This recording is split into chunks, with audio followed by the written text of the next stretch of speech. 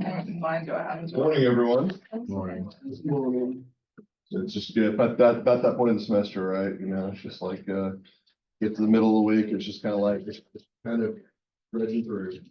We got this week, we got next week, and then we got a short week on week 8, so we've got that to look forward to. You get a little bit of rest and maybe catch up on some stuff. All right, today we're going to be talking about information security and privacy. There is some overlap. So I did restructure this course pretty substantially this summer, and this topic was actually closer to the end of the semester, as was cybersecurity.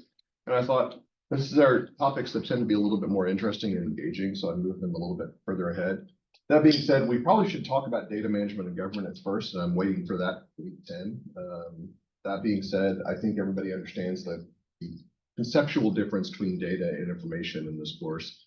If not, well, you got that to look forward to in a few weeks. But I wanted to start out with today's discussion, partly because I think that you have to have a good understanding of information security and some of the protocols there.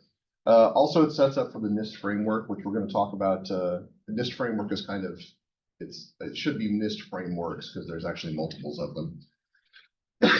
But we're going to be introduced to the privacy framework today. Next week, we're going to talk about the cybersecurity framework in a lot more detail. And then we're going to talk about cybersecurity for so that's going to be interesting. This is a really, really dry topic, and I was just really fortunate a few years ago to run across the random Stride events paper, and hopefully you had some fun with that. It tends to be one of those things that I don't know how educationally valuable it is. All right, I'm not gonna say that this is something that's going to pass rates on the CPA exam, but it's definitely something to get you thinking about Stride events and in a different way, a different context. Because you all know my fondness for analogies, and I thought, let's find an analogy that's not legal. So we're going to talk about cinema. We're going to have a Stride or information security cinema today. So before we can get there, we need to talk about the nature of information security.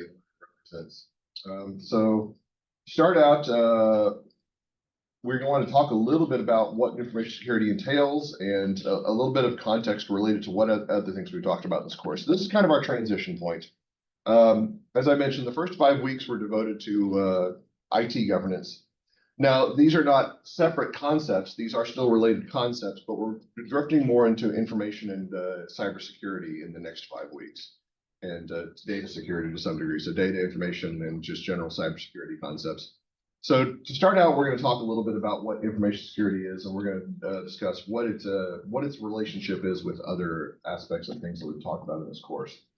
So the first question I had you answer was, well, how is information security defined? So Jordan, I'm going to start with your group, starting back at the top again and go down. So I gave you the easiest starting question here before we get to the nitty gritty. So how are we defining this? So like it refers to like the processes and tools designed to protect sensitive business information. Yeah. So we often shorten this, or at least professionals in this area often shorten it to InfoSec. So you'll hear that or see that term quite a bit. And the definition it actually has in the I think it's the Cisco article that I sent you. Practice policies and principles designed to protect digital data and other kinds of information. InfoSec responsibilities include establishing a set of business processes that will protect information assets regardless of how that information is formatted, whether it's translated, being processed, or at rest in storage. Basically, wherever the information is going or wherever the information is, we need to have protocols and policies in place in order to make sure that it's secure. And this is obviously very important given that we have such a substantial trade on information in today's day and age. If you go back 50 years ago, did people trade in information? Yes, but it was not nearly the degree that we do today. In fact, something that we're going to talk a little bit about as we move through this is that when we talk about the nature of assets in an organization, traditionally the accounting definition is going to be tangible items or sometimes intangibles, those really weird things that Dr. Eisen loves to talk about. But for the most part, we don't actually put sign of value to data and information that organization generates. Is that an effective statement to say that information and data have no value? I would say they have tremendous value. I'd say that they probably represent the largest values that many organizations have. And that's something that I think has always been implicitly understood, but never really well defined. So we're going to try to do that in this context. So consider our prior examinations of IT governance and IT controls. What characteristics does information security share with these concepts? You know what, Jordan? You did such a good job with the first one. To stick with your group again. So what would you guys say on this one? So we said they're the same as they're all like protecting information on like the digital side. Good. Okay. So it's all about a lot of it relates to protection of information, security of information. I think we alluded to that when we talked about IT governance. We talked about one of the aspects of IT governance is the assessment of risk and associated security with that risk. Now, again, IT governance tends to be a lot more broad. It's about organizational value and not just about organizational risk related to IT assets. As far as IT controls, we can say that IT controls are almost identical in kind of their focus as information security. That being said, information security tends to be more focused on the information itself, whereas IT controls tend to be more focused on the infrastructure. So how is information security unique? I kind of just alluded to that, is that it's more about the nature of the intangible asset itself related to information and what happens with that. All right, so moving on. According to the second article, this is the one that's talked about the NIST privacy framework. What is the broad objective of the NIST privacy framework? And Jordan, I'm not going to make you answer this one again. We'll move on to Leah. What did your group say, Leah? Said the broad objective was to provide a standardized framework of best practices for a privacy program. Good. Okay. So basically, identify privacy risk, understand what those are, and prioritize and allocate resources. So basically, provide a broad framework, as Leah mentioned, for this particular concern. And now, this is something that we're only going to touch upon, but obviously, with respect to information, privacy is a paramount concern, particularly in this day and age, because we're really concerned about whether or not information is shared with third parties. We've already talked about one of these incidents. We talked about the TJX data breach. We're going to talk about another data breach here in a few weeks. We're going to talk about Target. These are things that are starting to become regular occurrences, which is kind of scary, but it also makes us a little bit numb to the importance of protection in this area. And so data breach is certainly a concern, but even just kind of the general application of information, the general sharing of information, we tend to have a lot less control over that than we want. Back in the beginning of the internet and the web browser days, back in my day, there was no disclosure of how information would be utilized or shared. It was just kind of naturally shared amongst all parties who had it. Now we do know that information is shared and available, and we do have some control over it. Many times when you go to a new website, it will say, we store information for data. To what level do you want to store information? And you have several different options, but that's mostly voluntary. By going to a website, you kind of volunteer that you're going to share information whether you want to or not. And so privacy, very big concern. To what degree is that information going to be shared? All right, with that, we want to know what the 5 functions are of the NIST framework. Okay, so Kyle, what are the 5 functions of the NIST framework? Identify, govern, control, communicate, protect. Yes, identify, govern, control, communicate, protect. I noticed that you did not put the P at the end of each one. Just decided that you were going to shorten it up today. Obviously, those are just the terms. Now, for clarification, when we see that letter P, that actually relates to how it relates to the privacy framework. Okay, so the P is for privacy. And the reason this is so important is because, as we're going to see next week when we talk about the NIST cybersecurity framework, they're going to have a lot of the same. They're going to have a lot of the same functions. In fact, I think most of them similar. Maybe not most of them, like 3. Well, I guess it is most. So I think 3 of them overlap, which is why we kind of delineate those. So this is kind of interesting. And rather than have you define each one, I know you do an excellent job, Kyle. I don't doubt your ability in that area. Although you did leave off the P's, which I'm a little bit disappointed about. So I want to know, is there an analogy that we can use to describe this framework? Did your group identify another framework that we may have talked about in this course or other courses that may seem similar to this one? Kind of similar to COBIT or ISO 27001. Okay. So yeah, there's definitely some overlap with the COBIT and ISO 27001 series. I think there's actually one that's even a little bit more direct relationship. It has 5 components or 5 functional areas, and it's one that I've talked about in many courses, 3 that I can think of, the 3 that I'm teaching this semester. Which one am I thinking of, guys? COSO, yes, I'm thinking of COSO, okay. And if we actually go through and try to identify, there's a pretty close alignment. I think if we talked about govern, which is the second one, govern is probably that control environment mechanism. Identification is going to be the risk assessment mechanism. Control is control activities. Communicate is probably information communication, and protection. That one's a lose, but that one's probably closest to monitoring. Okay, so I think that there's a pretty close alignment there. So the good news is that to learn the NIST privacy framework, you don't really have to learn anything new. You can just say, well, it's COSO with fancy words. It's COSO with fancy words, or not with fancy words, less. It's COSO with words followed by the letter P. There we go. Okay, there we go. That's the easy way to think about it.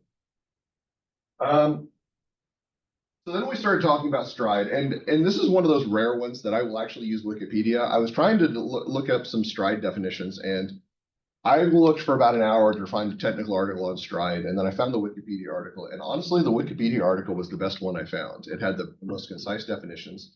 And so Stride was an acronym that was developed by two individuals. I don't remember what their ranks were at the time, but there were two individuals at Microsoft, two executives of Microsoft, to assess technology threats. Okay, so there's 6 broad categories, and we need to talk a little bit about what those represent. So we are going to talk about some definitions because those are really important. So Jason, I'm going to have you do STR. So what are give me the name of the Stride item, and then the Stride category, and briefly define it for the first 3. Spoofing, yeah, spoofing's one, yeah. Pretending to be someone else to be access to the data. So you basically identifies as another individual, so pretending to be something else, basically so that you can access data or gain illegitimate advantage. Okay, good. What's T? Tampering. Good. Changing data or software without permission. Yes. So changing information, changing data, or modifying something in order to make it harmful to a consumer. So what's R? Repudiation. Repudiation, yes. Okay. And what is that? Denying that you did something because there is no evidence on. Right. So not providing evidence, failure to provide proof and integrity of data. So good. All right. Well, if I did group 4 on the first 3, then group 5 is probably going to be the last 3. So Maddie, you've got ID. Sorry, I don't know why I'm looking over there. Okay. I is information disclosure, and that's when like unauthorized users obtain information they're not supposed to. And then denial of service is when attackers prevent or disrupt actual customers from buying a company's like product or service. And elevation of privilege is allowing unauthorized users to do something they're not supposed to. Good. So information disclosure. So we can kind of think about this as a privacy breach or data leak. So information is copied, transmitted, viewed, or stolen by somebody who's not authorized to have that information. And then denial of service, basically make resources unavailable to users. That's something that's become increasingly more common as we start seeing cybersecurity incidents occur.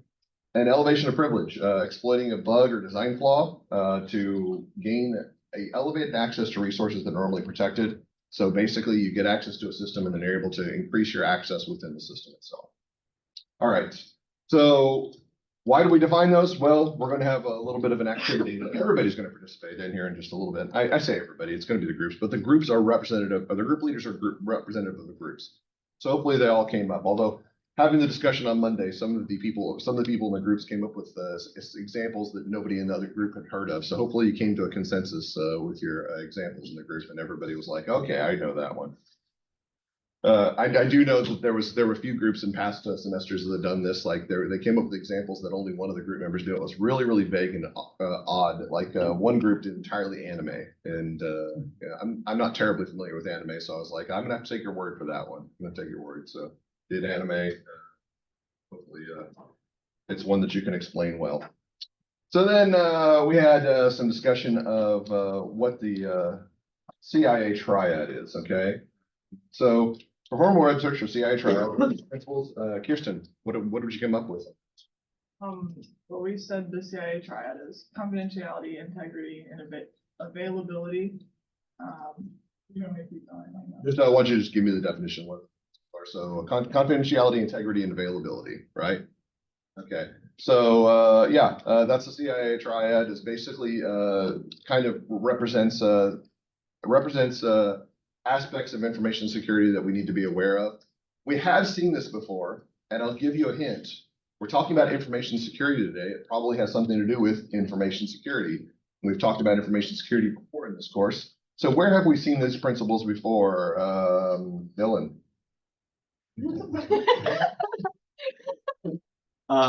SOC 2 examination report. Okay, we did actually see them there. We talked about the SOC 2 examination report. And I alluded back to that. I said something earlier that was in the course as well that actually relates to the SOC 2 examination report, because we were talking about information security management systems. And so what is the name of that standard that actually mandates the creation of the information security management system? Anyone? How quickly we forget. ISO 27000 series. Yeah, ISO 27000 series. So CIA, when we talked about it in the SOC 2 report, and we talked about the nature of it, we were talking about information security, saying the key aspects of an information security management system, CIA, confidentiality, integrity, availability. So obviously these are going to relate back to information security because we did allude to them as being important aspects to that particular standard. All right, now we've got number 5, and this is the saving the best for last. Okay. So for each of the STRIDE events that you identified in question 3, identify a scene in a movie or television show that represents an example event. You do need to provide enough detail, provide specific explanation why you're each representative of the STRIDE event. So we have got, what do we got? 32 minutes to go through this. So I think that's plenty of time. So every single group can actually provide their examples. Okay. So decided to save the best for last. All right. So starting out with spoofing, we'll start, Jordan. What's your group identify for spoofing? So the movie that we did was Catch Me If You Can. Okay. And in it, he's running away from authorities because he's a forger, and like to run away, he's acting as other like different professionals, like he's a co-pilot or a doctor, and I mean anything else. So yeah, story of Frank and Abigail, and basically he pretends to be a pilot early on in the film, and then he pretends to be a doctor until he actually has to do actual surgery. Then he gets a little bit sick about it. It's probably if you get sick of the sight of blood, it's probably not good to be a doctor. And then he sits for the bar a little bit later. But yeah, a lot of spoofing going on there. And given the fact that when Frank Abagnale started that, I think it was 17. This is actually a story of a real individual, so real life person. So. Good example. Leah, what does your group identify for spoofing? Really different from that one. We did Catch Me If You Can. Oh, okay. All right. So a different scene in the same movie. Yeah. Okay. All right. Good. Kyle, what's your group identify? We did for SpongeBob. Okay, you're going to have to describe the scene for me then. I'm not terribly familiar with SpongeBob. Playing Mr. Krabs robot to try to steal the Krabby Patty formula. Oh, okay. All right. So I understand the Krabby Patties are delicious. Yeah. Have you ever personally had a Krabby Patty, Kyle? I wish. You wish? Okay. All right. Jason, what's your group identify? We did a Rush Hour. Rush Hour? Yeah. Okay. So the first movie? No, the second one. It's Rush Hour 2. No, we do all 3 for. All 3? Yeah. Okay. So the first booking. The black guy Connor try to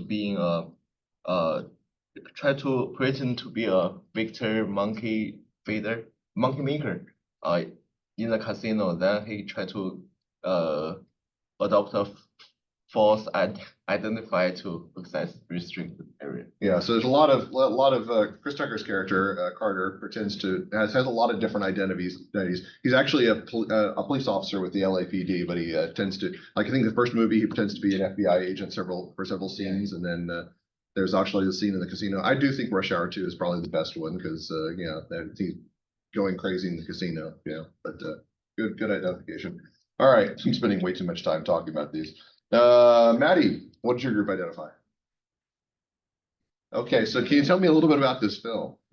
I'm just kidding. Did a great job. And then Kirsten, what did you identify? We said Hannah Montana. Hannah Montana. I am familiar with that, but I've not watched the TV show. So basically, she is Miley Stewart, but every episode she turns into Hannah Montana, which is just Miley Stewart with the wig on. Oh, okay. That's interesting. I guess we could get into a philosophical argument is that if this is really spoofing or if Hannah Montana is really who Miley really is. Yeah. I often wonder whenever you've got a main character that shares a first name with the actor or actress who plays them, if they did that deliberately so that they could actually call them that and they would actually recognize cues during the show. Yeah. I'm getting way off track. Okay, my apologies. Dylan, did you do Catch Me If You Can? I did not. Okay, well, what'd your group come up with? I did White Chicks. Okay, all right. So I understand that one. I can't catch that. We talked about that one during the discussion. So the Wayans brothers playing two Caucasian females, Yes. which is quite a bit of spoofing going on there. Yes, okay. My example was actually all of my examples come from the same TV show, which is The Office. And so there's a scene in The Office where Jim is pretending to be actually multiple times where Jim pretends to be Dwight. Now, the one that's really famous is he dresses up as Dwight, which that one's great. But the one I was busily thinking of is when he actually swipes Dwight's phones and is answering calls on his behalf. So yeah, I would show the clips from that. The problem is that YouTube gets really, really mean when you start showing clips from syndicate or from protected stuff from copyrighted things, and won't let me show the video in its entirety. So you just have to imagine in your mind and say, "Oh yeah, that was a great scene." If you haven't seen it, it's a great scene. All right. Then we have tampering. All right. So let's go ahead and we'll start with group 3 this time. Kyle, what's your group come up with on tampering? We did Ocean's 11 when they hacked the casino's security system just to change what people actually saw. Oh, that's good. Yeah, it's kind of a common theme with security cameras. I gotta wonder if it's actually easy enough to do that, or if they make that up in the movies, like because it seems like they do that in all those heist films. Jason, what's your group identify for tampering? Still Rush Hour. So, Still Rush Hour? Are you gonna do all of them for Rush Hour? yeah. Oh wow. Okay. This is Rush Hour 1. So the kidnapper planting the bomb instead of put money in the. Okay. Yeah. So basically, creating danger instead of being helpful. All right. Yeah. Good. Maddie, what did your group identify? We said 2001: A Space Odyssey. Okay, HAL 9000. All right. So is this so which specific one are you referring to? That he like changes the mission and starts attacking the crew. Yeah. And just we can go back and watch that, and then it'll make everybody panic again about artificial intelligence, how it's going to kill us all. You know, just have a use viewing session of just 2001, and then we'll follow that with Terminator, and be a good time. Yeah, but I think that's a good one. Kirsten, what'd your group come up with? So we did Jurassic Park, but I actually haven't seen the movie, but Matt very graciously gave me an explanation of it. So, Okay, what's the narrative here? Newman from Seinfeld tampers with the park system security. Newman from Seinfeld, really? He's just Newman. It's Wayne Knight was it? Yeah, that sounds right. So yeah, but that Newman actually does tamper with the security. So basically, although he does not turn off power to the Raptors den, okay? They did that later on in the film. By the way, if you haven't seen it, spoiler alert, okay? They turn off power to the Raptors den. That's when things go sideways, okay? All right. And then Dylan, what'd your group come up with? We also had one of the Ocean's movies. Specifically the 8th one, something about an event they were tampering with. Okay. Have you seen Ocean's 8? Okay. Lotus has. So Okay. All right. she's an Ocean's 8 expert. All the Ocean's films are good, but actually I actually really enjoyed Ocean's 8. I think that may have been one of the better best of the films. So I didn't particularly enjoy Ocean's 12 or 13, but Ocean's 11, Ocean's 8, both good. All right, Jordan, what'd your group identify? So we did a TV series called Scorpion about a group of geniuses. Oh yeah, I'm familiar with that one, yeah. And one of the episodes, they hack into the security system and put it on a loop. Okay. So basically Ocean's 11, but same trick, but it's a bunch of smart people doing it this time. Yes. Okay. All right. Leah, what'd your group identify here? I said X2, which is the second X-Men movie. Uh-huh. And it was when Mystique, the blue lady, tampers with the brain machine Cerebro by putting a strange substance into the machine. Oh, that's right. Therefore poisoning Professor X.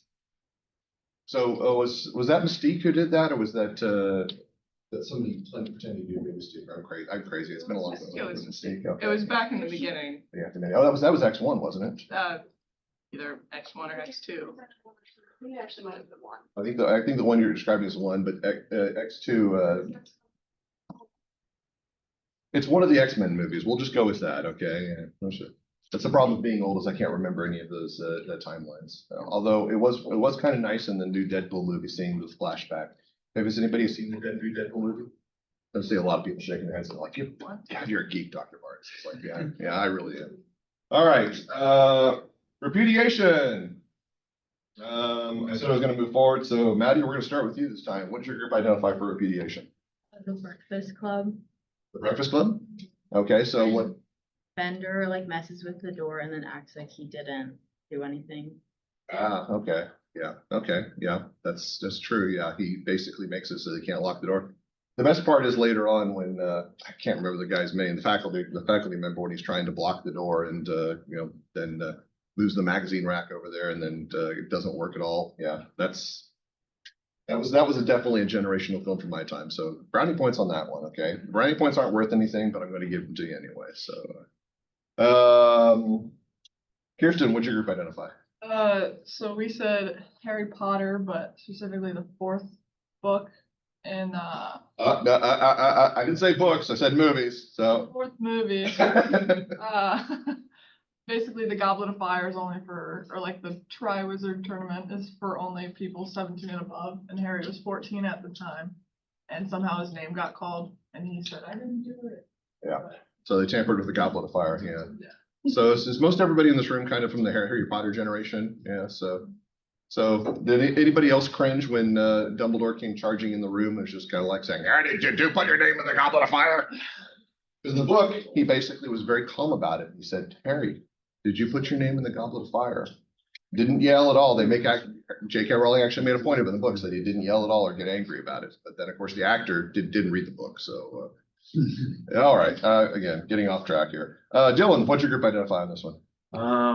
I did a TV show. There's a show called White Collar. Where this former thief goes and works for the FBI to catch other thieves. But then he still commits fraud and things while he's helping the FBI, but he just blames it on people he catches. Would you believe me if you said that TV show is based on my real life? No. It's not. But I wish, I wish. Okay, yeah. So White Collar's definitely got some good tampering examples in there. Jordan, what's your group come up with on, sorry, not tampering, repudiation, my apologies. What did your group come up with repudiation? So we did the 12 Dancing Princesses, the older Barbie movie. Who knows about that movie? Does anybody know about that? Okay, yeah. This is one that I have not seen and not familiar with. So can you explain the scene to me? So I don't know as well as Sydney does, but she's like, the stepmom is trying to take the crown, like she denies trying to kill the king and take his crown. Oh, okay. So that makes perfect sense because not information about the reason why she's trying to do something. Okay, it's almost like Game of Thrones, but instead with 12 dancing princesses. Yeah. So yeah. All right. Leah, what'd your group say? Legally Blonde. Legally Blonde. Okay. Specifically when Chutney was on the stand, she said there was no way she could have killed her father because she was in the shower. She had just gotten a perm, so she couldn't have. Yeah, I mean, you have to 36 to 48 hours before you can shower again after you get a perm. So because you have to give it time for the nitrates to act in your hair. I'm a big perm enthusiast, so as you can tell, yeah. I actually just recently saw that exact scene in Legally Blonde like a week ago, and I don't see much TV, but for some reason I saw that scene. So okay. All right, TMI. Kyle, what'd your group identify for this one? We did The Office when Jim pranks Andy by hiding his phone in the ceiling and then claiming he has no idea how it works.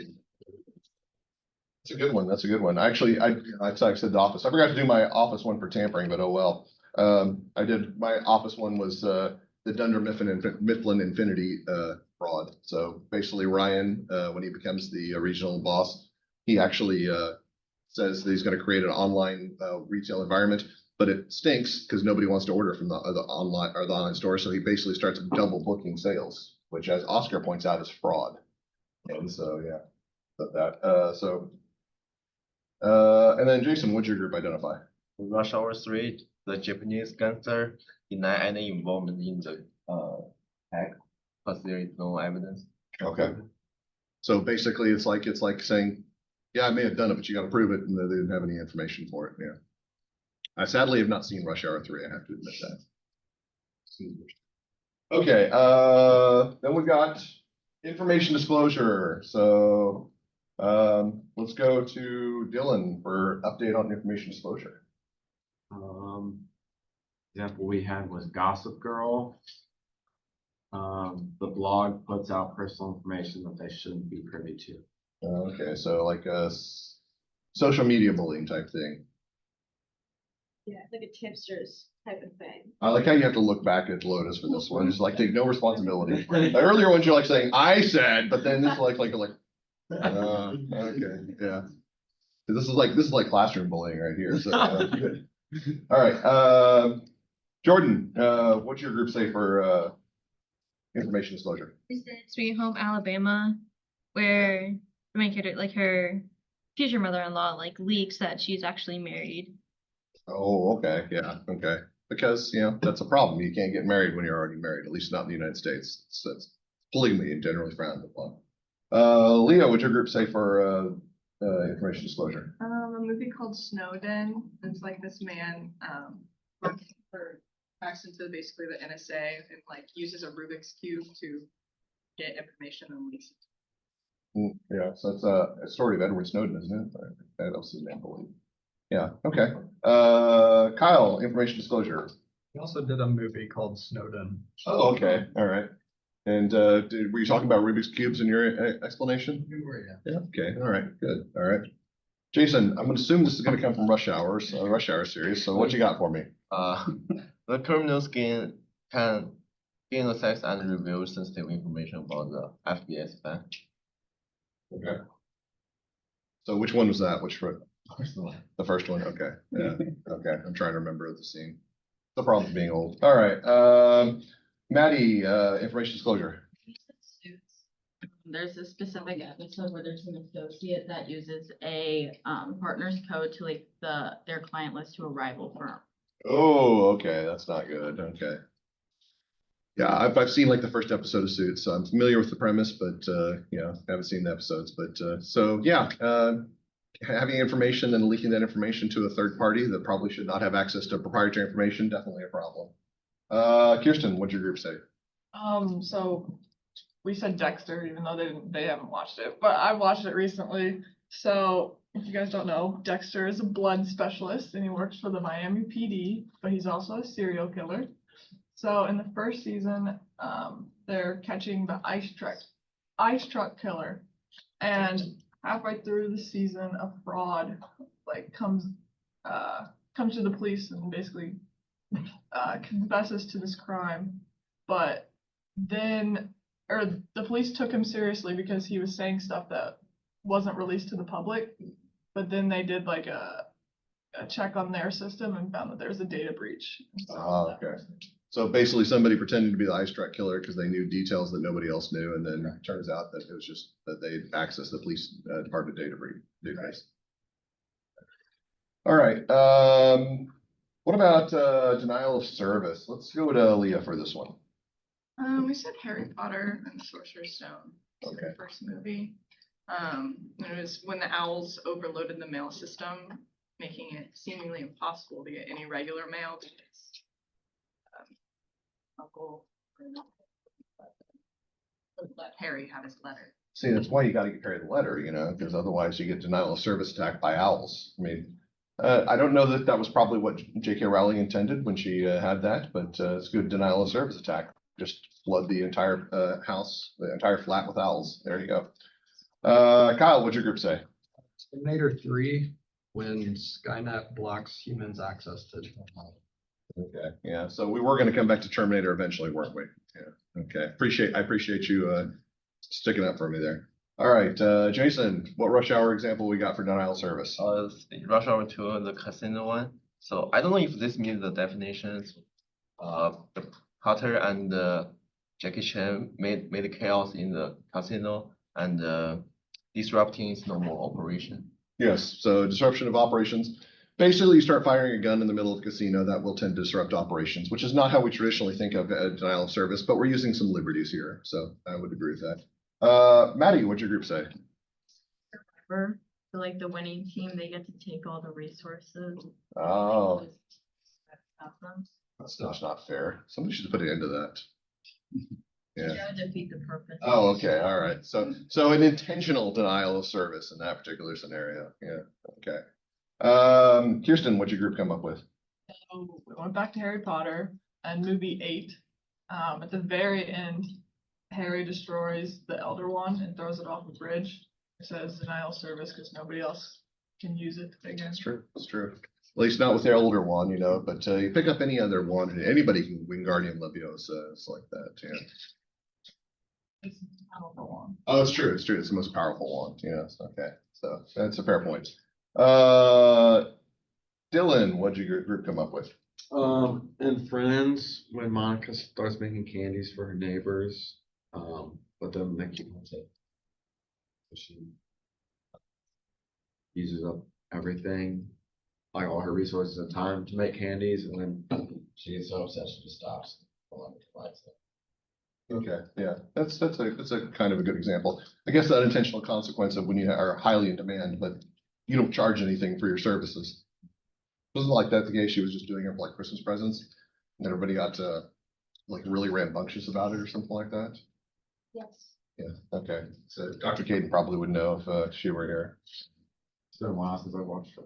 Okay. I was assuming you were the Friends expert in the room, so but, I actually have seen it, okay. but it's been a while.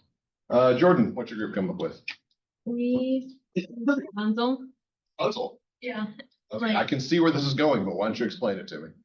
Flynn cuts her hair off, denying Gothel of the properties from the flower in her hair. Probably also prevents Flynn from climbing the tower too, doesn't it? Yeah, okay. All right, so that's actually was that because in the original story they didn't really name the knight, did they? Is that Tangled specifically that they're talking about in that, or is that? Yeah, Tangle is the one that's the book. I'm trying to remember if they. I think they named the knight in the movie. I have nieces. Sorry, guys. Yeah, I'm familiar with some of the films, but yeah, okay. So, but regardless, the story of Rapunzel definitely cutting the hair creates a denial of service for sure. And then finally, we've got elevation of privilege. Jason, we're starting with you. Also, casino scene, Carter and Jackie Chan, if they getting access to a high security area of the casino and just trying by pretending to be someone else. Okay. So basically pretend to be somebody else, and if nobody denies that, then you can access high security. That actually worked out pretty well at the beginning for Jackie Chan when he walked into the cash room and they said, wait a minute, you don't belong here. And they started attacking him, and it's the big fight scene. Yeah, okay. Maddie, what's your group say on elevation of privilege? White House down. The Speaker of the House helped like terrorist groups by giving them nuclear codes. Ooh, okay. Yeah, that's probably not something the Speaker of the House or terrorists for that matter should have access to. Is that like there's like a whole series of movies about that, like Secret Service. What's the name of that guy who does this film? Person in this. Okay, Channing Tatum. Okay, all right. Okay, couldn't remember like that. I'm thinking of a different series, but okay, all right. You're thinking of 24. Maybe so. Yeah. I was thinking of a series of films I thought were along those lines, but yeah, can't The remember. other one where you take over the White House, White House. Like Olympus Has Fallen. Yeah, that's where we're going because they had the Fallen, because Down and Fallen they kind of relate. That's what I was thinking. Okay, good. With the brain trust of 21 accounting students, I can come up with what's paddling my brain. Okay, so yeah, I'm gonna have to keep you guys around forever. You all fail. All right, just joking. Where are we at here? We had I just talked to Maddie, so Kirsten. We did the mask. So when Jim Carrey puts on or uses the mask, he's given like supernatural powers. Yeah, okay. That's definitely an elevation of privilege when you go from being a mortal to a god. And so this is basically given the god Loki's power. That was Ben Stein who was telling you about that, got Mask of Loki. So yeah. Dylan, what'd you come up with? In Shawshank Redemption, when the warden allows Andy to basically be his like personal accountant slash financial manager, and ends up screwing him in the end. Oh, a spoiler. I've seen Shawshank Redemption like 50 times. That's one of those films that it's on TV, you have to start watching. It's just mandatory. It's a required. You can't click off the television. Jordan, what'd your group come up with? So we said Moana, where her grandmother shows her the boats and pretty much tells her to like go out and save. Yep. So yeah, able to get off the island and go out and take care of the world, restore peace to the world, or something along those lines, with the help of Dwayne the Rock Johnson. So I believe that's the name of the character in the movie, right? Yep. Okay. Yeah. I believe we made an agreement that somebody in your group was going to stand up and sing "You're Welcome." What didn't we? Didn't we agree to that? No, I don't. Oh, think okay. All right. And then Leah, what did your group come up with? So the Dark Knight, when Gordon gives Batman access to a lot of like sensitive information that should only be really accessible by law. Yeah, so it's a police. What is Batman doing with police information? Come on now, like that's just not cool because he's not a hero. He's a Dark Knight, and so Kyle, you get to conclude this jolly event. So what did you come up with? Hold on, wait a minute. Catch me if you can. Yes. He spooked himself into being a pilot and then actually flew a plane when he wasn't supposed to. Oh, okay, well there you go. There you go. I was actually just kidding. I didn't realize it was Captain. Oh, what one heck of a guess. That's the 1 in a million shot. I've just wasted my 1 in a million shot there. Okay. It's probably not 1 in a million. It's probably like 1 in 20 shot. All right. So again, kind of goofy. Again, I don't know that there's educational value in this, but I do think it's kind of fun and it's an activity. We've got some more things that are not quite similar to this, but along the same lines that we'll be doing a little bit later in the semester to kind of make these things more engaging. Hopefully you and your group enjoyed it, learned a little bit about each other. I'm assuming that some of us learned a little bit more about 12 Dancing Princesses. So that's always a big benefit. We are back on Friday. We'll do our last Excel assignment then. I'll see you guys then. All right.